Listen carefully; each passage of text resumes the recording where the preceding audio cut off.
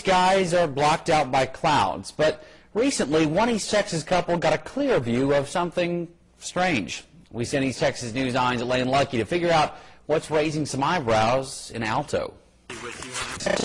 Harry and Bonnie Gibson have hunted on their property near Alto for years. Dozens of motion sensor cameras keep watch over the animals that roam the piney woods. We put them out so that we can track the deer and the hogs, obviously, and so we'll know about what to expect at each different feeder. Snapping thousands of pictures, each one telling a different story. And then as we're looking at them, then all of a sudden, the hogs come. Well, we saw the hogs, and then we're like, well, what is that?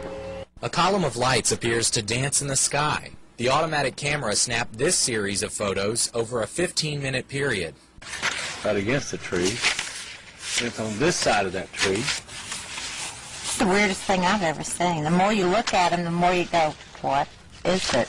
While Harry and Bonnie can't explain what the lights were over their property, they are pretty sure it wasn't an extraterrestrial. You've seen light. You haven't seen anything solid. Whatever it moved this way and actually went out of the frame, and then it came back, and then it just kind of went down a little bit, and then it was gone. With few answers of their own, they've turned to their friends for ideas. Call NASA, they think they're UFOs and whatever, and, it can well be. And while Harry doesn't think it was little green men, his military background taught him that there are strange things out there. I was on radar sites in Montana years ago when I was in the service, and we would have things come across the screen that was unexplainable. So they'll keep their cameras pointed at the skies, but if Bonnie sees them in person... I'm gone. I'll meet y'all at the house. Lane Lucky, KTRE, East Texas News Nightcast.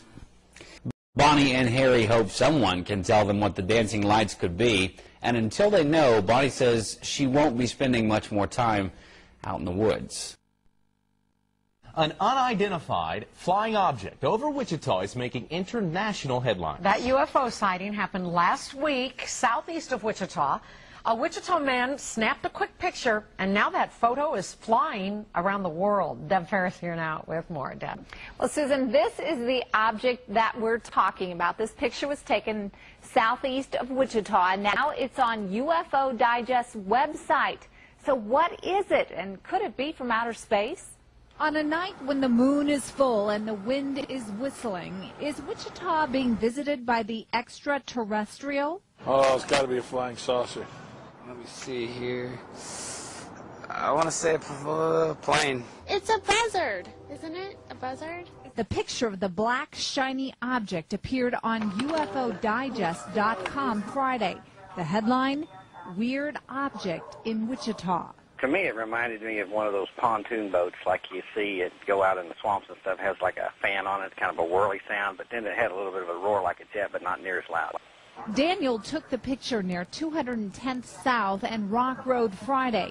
He's afraid to go on camera. He doesn't want his friends to think he's crazy, but he says he's never seen anything like it before. It was just flying really fast. It just kind of came down, swooped down like it was going to drop a bomb or something, and then just swooped back up. I mean, it just didn't look threatening. Dirk Vanderploeg is the publisher of UFOdigest.com. We talked to him by phone from his home in Canada. I thought it was a pretty unusual photograph. He can't positively identify the object, but he says the detail is interesting. I don't want to sound like a crackpot or anything, but we really have no idea what shape extraterrestrial craft could look like, other than the saucer types that we've seen on TV.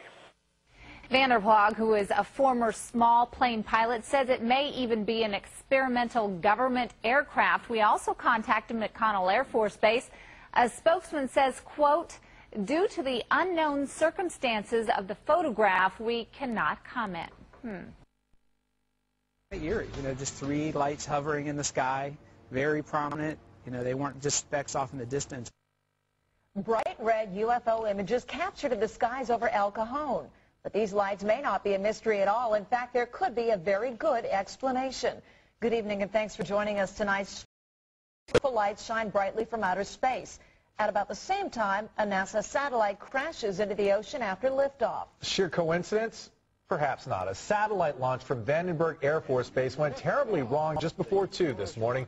The rocket apparently didn't have enough thrust to make it into orbit. But did that mishap in space have anything to do with bright red lights in the sky captured on camera? News 8's Doug Holk is live with a possible explanation. Doug?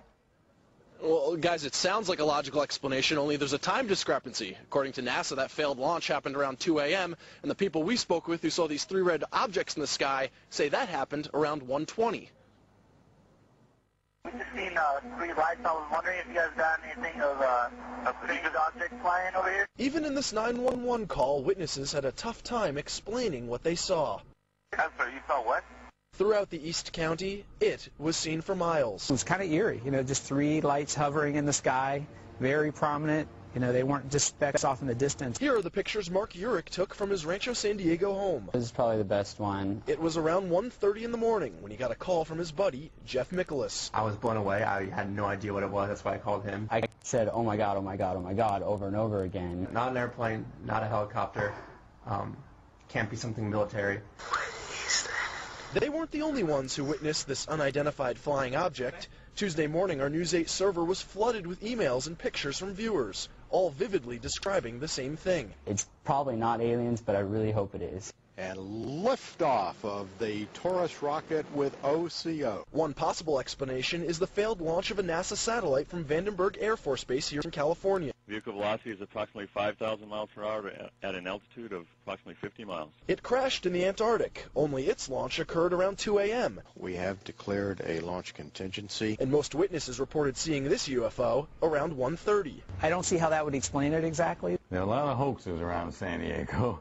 Mel Podell has been studying UFOs ever since he was 14. It's possible it's a sophisticated hoax, because they're getting better and better around here. He's currently the sectional director for the Mutual UFO Network. Well, the fact that it's slow-moving leads me to believe that it might be one of these big balloons. Then again, there's always other possibilities.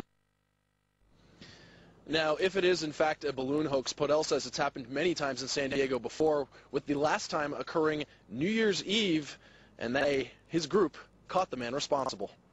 And we usually find out about these things fairly close to after it happened. I guess right now we're just waiting for somebody to step forth with an explanation, or maybe there won't be one. That's the thing. You leave it open, or maybe there won't be one. You never know.